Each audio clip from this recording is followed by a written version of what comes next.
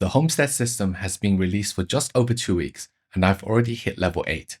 On CN server though, my homestead has been fully maxed out at level 10 for a while now, so I know exactly what's ahead and how to get there as efficiently as possible.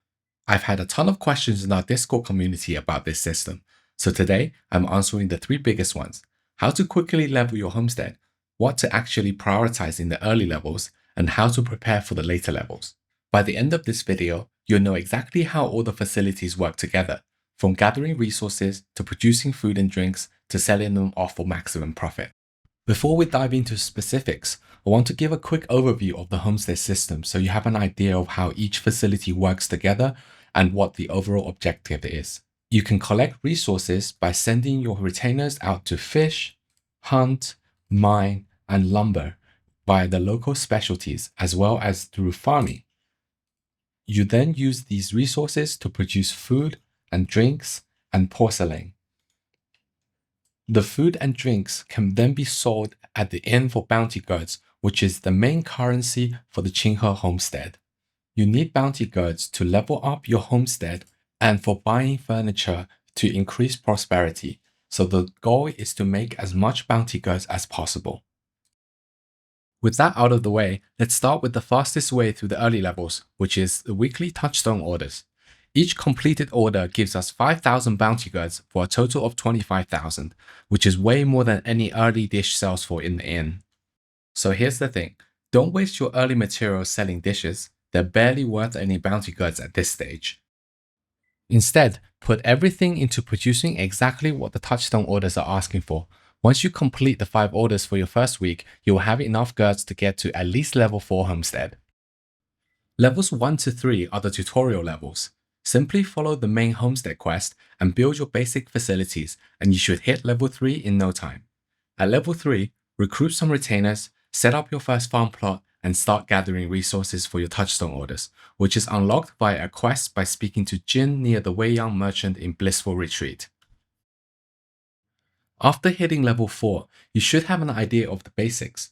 Now let's go over retainers in more detail because they're essential for running the facilities in your homestead and working tirelessly collecting resources while you're offline. Before you can assign a retainer to a specific post, such as cooking or fishing, the retainer needs to have the required skill. Some retainers start with some skills, while others need to be taught a skill before they become useful. Skills can be learned and leveled through the use of artisans' manuals. You can buy 35 manuals each week in the homestead shop, and each mission in Young Master's routine also rewards 2 manuals. You can recruit most retainers directly by handing them a red invitation or winning Gift of Gab. For the rare ones like Big Zhao or Ying Ying, there's a recruitment limit of 1 per week through the Young Master's routine. You will need a gold invitation per rare retainer, which you can buy in the homestead shop for 200 girds. Some retainers are only recruitable after you complete certain quests, which is shown by clicking on the hidden avatars. While we're here, let me quickly explain the Young Master's routine. You can do this 3 times a week. With each attempt, you pick an activity to do in the morning, noon, and dusk. The first morning of each week, you will always get the recruit talent option, while the last dusk of each week will have the talks by the table mission, where you have to prepare a feast that caters to the taste of the guest retainers. At the end of the feast, you will also have an option to give them a gift, and giving them the correct gift will yield 30 golden grain and 5 echo jades, while the wrong gift will only reward you with 20 golden grain. The English translation for the gift do not make it clear which gift is suitable for which retainer, so feel free to follow this chart. It's also worth noting that Zhao Chenzhong and Zhen Ran are currently not available yet on Global, and the recipient of fresh parting tiers is currently unreleased, even on CN.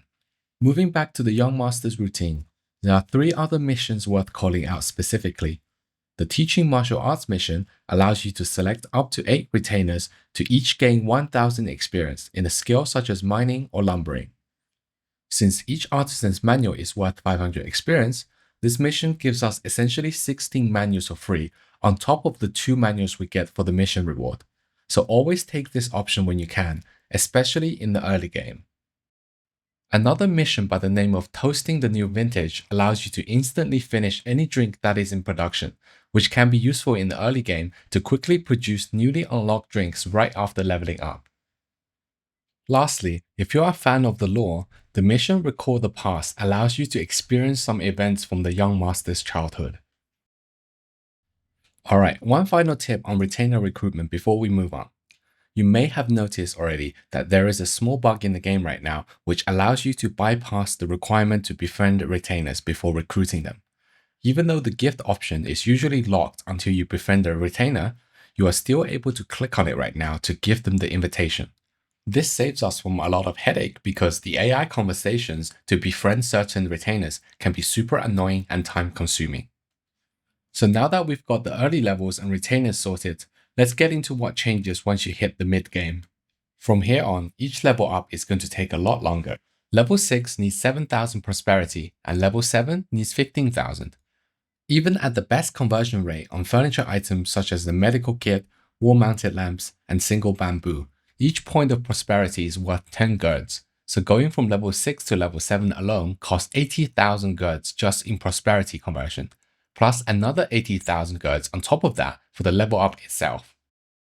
This is where a lot of people are going to slow down hard if they don't have a system in place. And that system starts with farming. We need to be deliberate about what we grow, not just planting whatever's available. What crops you plant each week depends on your weekly specials, which is always going to be a dish plus a drink. Using my weekly specials as an example, in my 4 farm plots, I should be planting cucumber, chilies, sugarcane, and sorghum. The auto farm feature is a key tool for automating your homestead once you unlock it. And while you will unlock all 4 farm plots by level 7, auto farm is only fully unlocked at level 9. Since during the majority of our homestead gameplay, we will only have 2 to 3 auto farms unlocked, you should get into the habit of putting your 3-hour crops on auto farm and manually plant the 12-hour crops yourself, so you only have to check back twice a day at most. When farming manually, don't forget to always water and fertilize your crops. Watering crops decrease their growth time by 20% to 3 hours and 12 hours, while manure increases the amount of crops you receive upon harvest. Certain mystic skills can be used to simplify farming actions and affect all 16 plots of each field at once. Tai Chi can be used to plant crops, Flute of the Tides waters your fields, and Blinding Mist fertilizes a whole field instantly. For harvesting crops, it's actually easier to just auto-attack instead of using Wolf-like Frenzy. Aside from farming, we can also send retainers out to gather resources in the local specialties menu. Fish and meat are pretty simple. Simply send retainers to resources you need for the week and put spare retainers on resources you don't have to prepare for the future. Stone and forestry can be a little tricky. Forestry is special because timber is used as a currency for the construction shop, so you will need a lot of it if you want to build the new structures from the shop. Each building component costs 50 timber and gives 12 prosperity, so you can also trade timber for prosperity to save some bounty cards. Definitely put your spare forestry retainers on timber to stack as much of it as possible. Stone is the most annoying one since you're only able to send 3 workers to mine minerals until your homestead hits level 7, and it's never enough in the early and mid game. What I did was put 1 retainer on raw ore and 2 retainers on the other mineral needed for the week, and simply farm some raw ore myself to deposit into the homestead warehouse. For the brewery, we just want to produce the weekly special drink on all production lines, and for the kitchen, 2 production lines of the weekly special dish is enough. As for catering, we want to prioritize selling as much of the weekly special drinks as our production allows because they sell for the most, and fill the rest with the weekly special dish. In the mid game, this is usually 4 drinks and 2 dishes, while in the late game, we go up to 5 drinks and 3 dishes. Once you hit level 7, which should take around 2 weeks, everything actually gets easier to manage. For starters, you unlock your 4th farm plot as well as your 4th gathering slot for each local specialty, so there's a lot less juggling retainers around for mining. From this point onwards, you will only need to check on your homestead at the beginning of each week to change your production lines to the weekly specials and take care of your touchstone orders. After that, you only really need to check back once every 12 hours to manage your 2 remaining farm plots without auto farm. And to be honest, even once per day is enough. As you hit levels 8 and 9, you will unlock auto farm for the remaining farm plots so your homestead can just run itself. Just make sure you have enough food for your retainers to auto-recover vigor, and hitting level 10 will just be a matter of time. So, that's everything you need to get your homestead through the early levels all the way to level 10. From touchstone orders and retainer recruitment to farming, production, and maximizing profit from weekly specials to rank up as fast as humanly possible. If you're new to Where Winds Meet, don't forget to check out this playlist for some guides tailored towards new players. And if there's a specific mechanic you're still confused about, feel free to jump into our community Discord and ask there instead. And if you want to show some support for the channel at no extra cost, please use my official NetEase affiliate link next time you top up some pearls. Both links are in the description. And with that, I'll see you guys in the next video.